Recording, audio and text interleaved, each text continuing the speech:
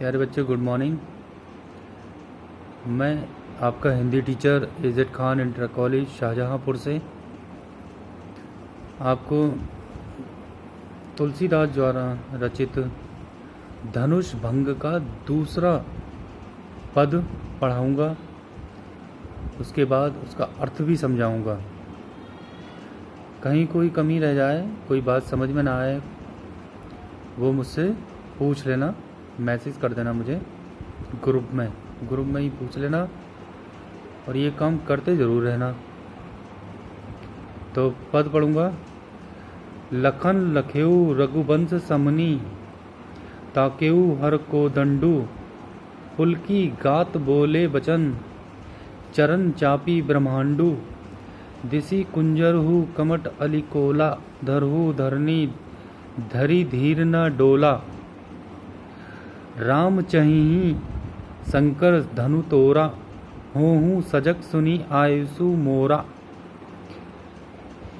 चाप समीप रामू जब आए, नर नारायण ही सुर सुकृत मनाए, सब कर संसऊ अरु अज्ञानु, मंद महिपनहु कर अभिमानु, भृगुपति केरी गर्भ गरु आई, सुर मणि वरन्न केरी कदराई, सिए कर सोचू जनक पछतावा, रानहि कर दारुण दुख दावा, शंभु चाप बड़ बोहितु पाई, चढ़े जाई सब संगु बनाई, राम बाहुबल सिंधु अपारू, चहत अपारू नहीं कोहु कड़हारू, राम बिलोके लोग सब, चित्र लिखे से देखी, चितई सिए कृतायन, जानी बिकल विशेषी। प्रसंग।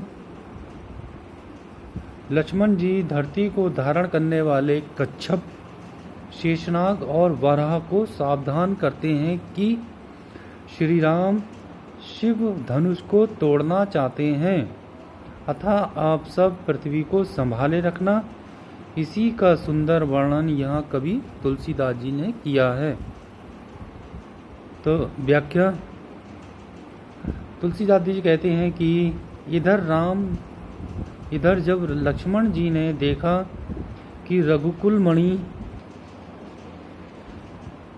श्री राम ने शिव जी के धनुष की ओर उसका खंडन करने के लिए, खंडन मानी तोड़ने के लिए उसकी ओर जैसे देखा, तो उनका शरीर आनंद से पुलकित हो उठा। शिव धनुष के खंडन से ब्रह्मांड में उथल पुथल ना हो, इसलिए उन्होंने लक्ष्मण जी ने ब्रह्मांड को अपने चरणों से दबाकर इस प्रकार के वचन कहे। क्या कहें? लक्ष्मण जी कहते हैं कि हे दिग्गजों, हे कच्छप, हे शेषनाग, हे वाराह, आप सब धैर्य धारण करते हुए पृथ्वी को दृढ़ता से थामे रखो, जिससे धनुष भंग होने पर ये तनिक भी न हिलने पाए। अब श्री राम शिव जी के धनुष को तोड़ना चाहते हैं, अतः मेरी आज्ञा सुनकर तुम सब सावधान हो जाओ। जब श्री राम धनुष के पास आए, तब सभी स्त्री पुरुषों ने देवताओं और अपने पुण्यों को मनाया कि ये धनुष भंग मानी टूट जाए, ये धनुष जो है शिव जी का टूट जाए, क्योंकि सभी लोगों को ये संदेह और अज्ञान है कि राम उस धनुष को नहीं तोड़ पाएंगे। नीच राजाओं को भी यही अभिमान है कि जब हम ये धनुष नहीं तोड़ पाए तो फिर राम की भला क्या गिनती। परशुराम के गर्भ की गुरुता, देवता और श्रेष्ठ मुनियों की कायरता भय, सीता की सोच अर्थात चिंता, जनक का पश्चाताप और रानियों के दारुण दुख का दावानल दुख की अग्नि ने ये सभी शिव जी के धनुष रूपी बड़े जहाज को सभी एकजुट होकर उस पर चढ़ाई कर रहे हैं।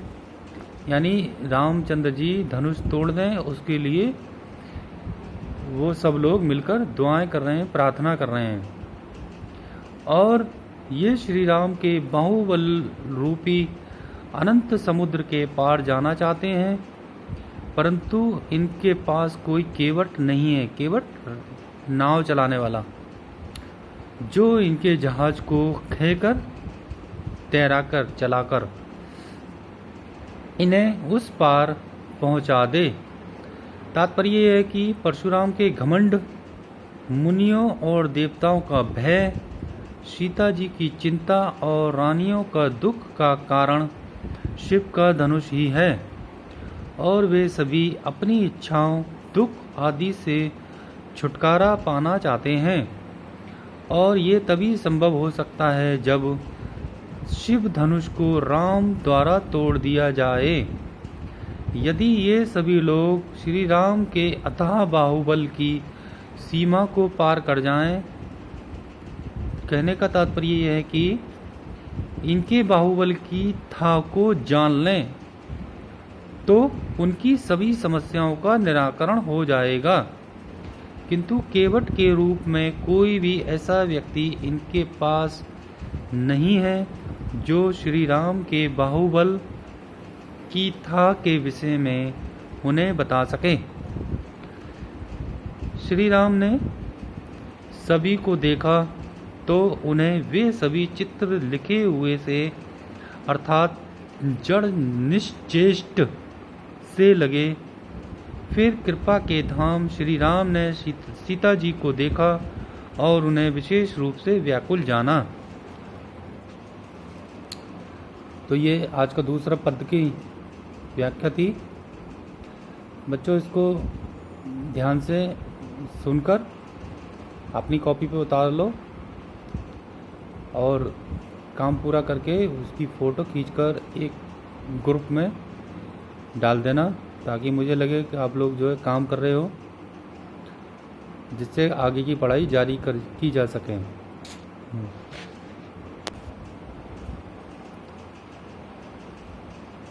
बच्चों, आज मैं आपको बताता हूँ कि देख रेख करने वाले मरीजों की जो लोग देखभाल कर रहे हैं, वो लोग अपना और अपनों का कैसे ध्यान रखें, किस तरीके से देखभाल करें। सबसे पहले है, मरीज के पास जाने से पहले मास्क पहन लें, मास्क को छुएं नहीं। जब आप मरीज के पास जाएं तो अपने मास्क को पहन लें, मास्क को छुए नहीं, जो उसका बैंड है सिर्फ वो ही छुएं, उसको कानों पे लगाएं सही से। और मरीज के कमरे से बाहर निकलने के बाद मास्क को डिब्बा बंद डस्टबिन में पैक कर दें। जब आप मरीज को देखकर बाहर आ जाएं रूम से, कमरे से, तो जो मास्क आपने लगाया हुआ था उस मास्क को उसी टाइम डस्टबिन में वहीं हॉस्पिटल में फेंकी आएँ और घर आकर दूसरा मास्क लगा लें। हाथों की साफ सफाई का विशेष ध्यान रखें। नियमित रूप से हाथ धोते रहें। हाथों की साफ सफाई जैसे पहले बताया गया है, सबको पता है। कोई भी चीज़ छूने से पहले, खाने से पहले उसको 20 सेकंड तक अपने हाथों को धोना है। मरीज की किसी छुई हुई चीज़ को सावधानी से छुएं या साफ करें। जैसे मरीज आपको कोई चीज़ देता है, उसकी छुई हुई चीज़ को बहुत सावधानी पूर्वक छुएं या ग्लव्स लगाकर, दस्ताने पहनकर ही उसके हाथ से कोई चीज़ लें। मरीज की सेवा में लगे हैं तो रोगी का भी हाथ सैनिटाइज करवाएं। तो मरीज को कोई चीज़ दें तो उसके हाथ में कोई भी चीज़ देने से पहले उसके हाथ को पहले सैनिटाइज करवा लें, साफ़ करवा लें, धुलवा लें। उसके बाद ही उसको कोई चीज़ दें, या वो अपने हाथ से खाना चाहता है तब। तो बच्चों, ये थी आज की जानकारी।